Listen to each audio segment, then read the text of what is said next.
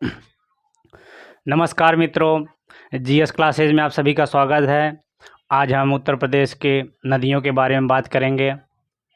देखते हैं उत्तर प्रदेश की नदियाँ। जैसे उत्तर प्रदेश की नदियाँ जो हैं ये 3 भागों से निकलती हैं, 3 क्षेत्रों से निकलती हैं। पहला क्या है, हिमालय से निकलने वाली नदियाँ, मैदानी क्षेत्र से और पठारी क्षेत्र से। ये 3 क्षेत्र हैं जहाँ से नदियाँ निकलती हैं। पहला जो कि हिमालय से निकलने वाली नदियाँ हैं, कौन कौन सी हैं? कौन कौन सी हैं जो हिमालय से निकलती हैं? पहला गंगा हुआ, गंगा नदी जो हिमालय से निकलती है।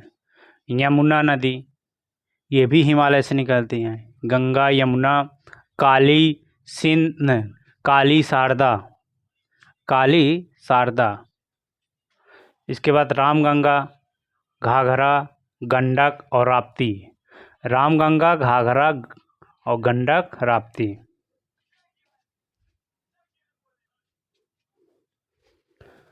रामगंगा और घाघरा, गंडक, राप्ती नदियाँ जो हैं ये हिमालय से निकलती हैं।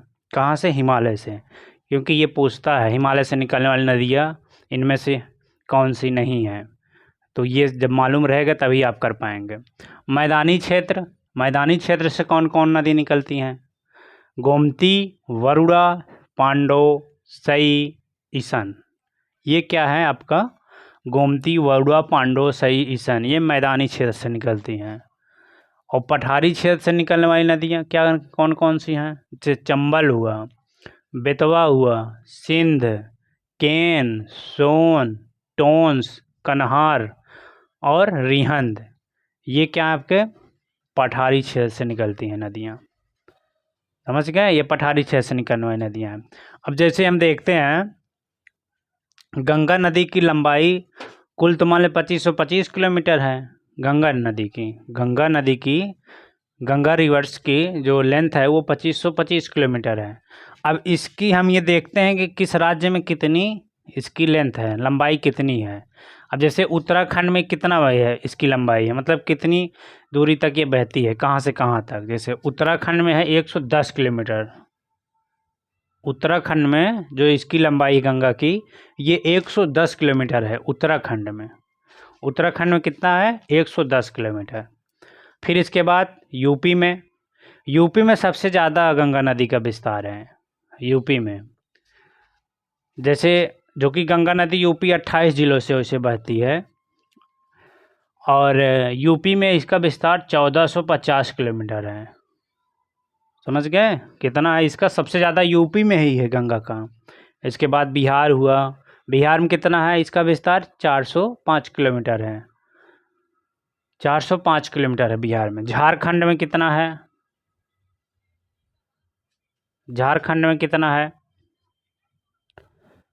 झारखंड में 40। सबसे कम विस्तार कहाँ है आपका? झारखंड में सबसे कम विस्तार है झारखंड में 40 किलोमीटर।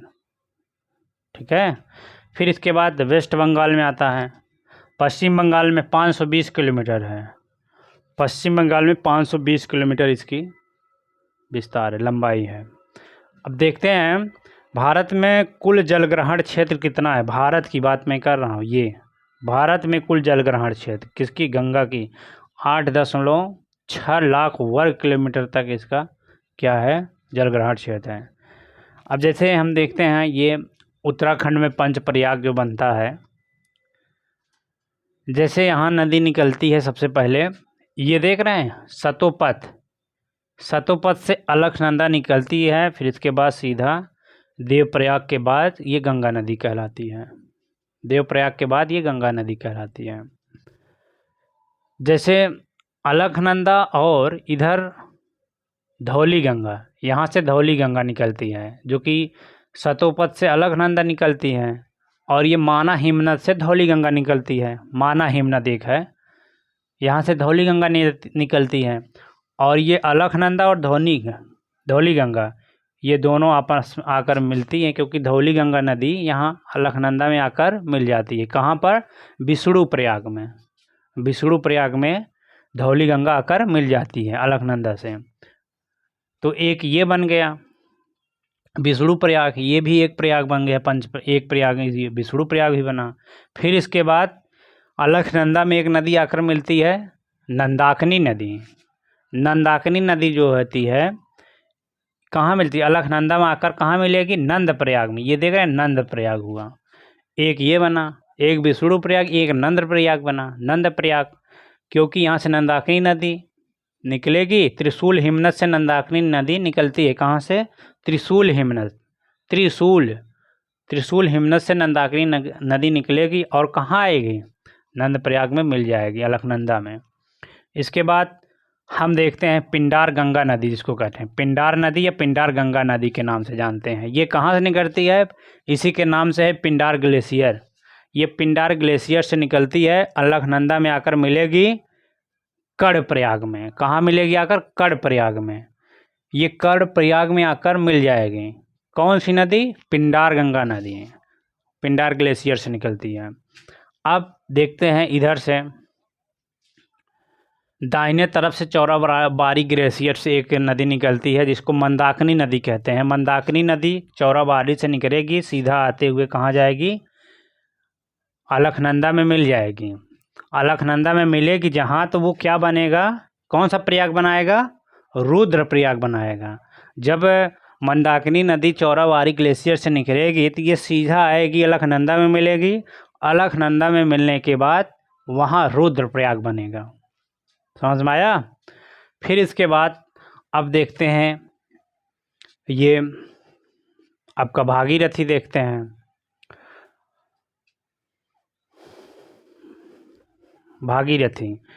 भागीरथी क्योंकि यहाँ एक गोमुख स्थान है, गोमुख स्थान से निकलती है, यहाँ से निकलेगी।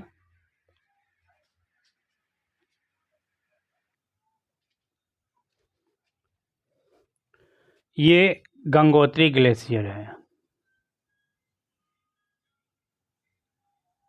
गंगोत्री से निकलेगी, गोमुख होते हुए कहाँ आएगी? सीधा आते होते भागीरथी कहाँ पर मिलेगी? अलकनंदा में आकर मिलेगी। अलकनंदा में जहाँ ये भागीरथी आपकी मिलेगी, वहाँ कौन सा प्रयाग बनेगा? देवप्रयाग। कौन सा प्रयाग बनेगा? देवप्रयाग। क्योंकि गंगोत्री से निकली है, गोमुख होते हुए ये क्या आई? भागीरथी नदी देवप्रयाग में जाकर अलकनंदा से मिल गई। अब इसके देवप्रयाग के बाद ये गंगा नदी कहलाती है, क्योंकि अलकनंदा नदी जो थी देवप्रयाग के बाद गंगा नदी कहलाती। इन दोनों अलकनंदा और भागीरथी के धार दोनों के मिलान को देवप्रयाग कहते हैं।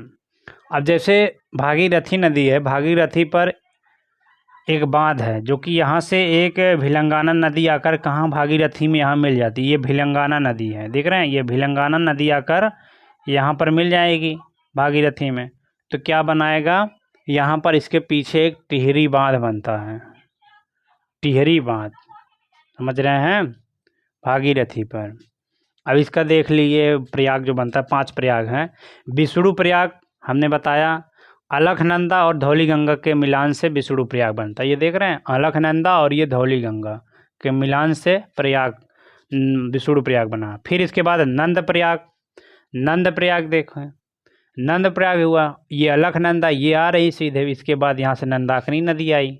तो नंदाकिनी, अलकनंदा और नंदाकिनी नदी को क्या बोलते हैं? नंद प्रयाग। कर्णप्रयाग,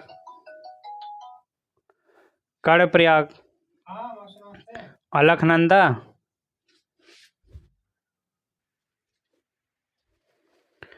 कर्णप्रयाग देखते हैं।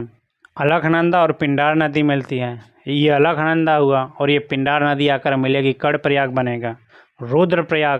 रुद्रप्रयाग ये मंदाकिनी नदी अलकनंदा में मिलेगी, तो ये रुद्रप्रयाग बनेगा।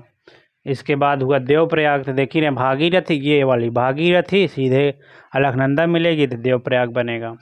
समझ गए?